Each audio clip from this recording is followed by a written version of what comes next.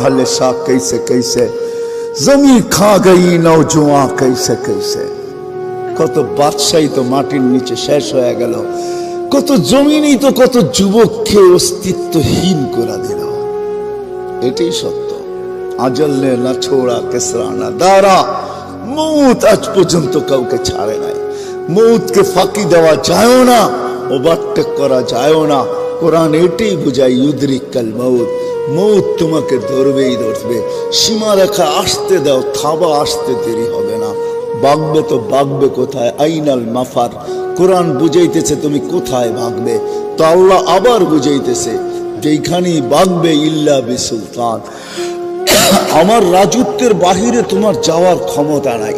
যদিও নাকি পালাও তুমি আকাশেতে লাগিয়ে সিঁড়ি, সিঁড়ি লাগায় আকাশে চলে গেলেও লাভ হবে না, কারণ আল্লাহ নিজেই বলতেছে আনা মা কুম আইনা মা কুনতুম, তোমরা যেখানে যাবে ওইখানে আমি তোমার সাথে হব। আমি যদি জিজ্ঞাসা করি আল্লাহ কতটুক দূরত্ব থাকবে আপনার আর আমার, তো আল্লাহ কোরআনে জানায় দিতেছেন আকরাবু মিন হাবলিল ওয়ারিদ, তো রগের চেয়েও আমি কাছে থাইকা তোর সঙ্গে থাকবো।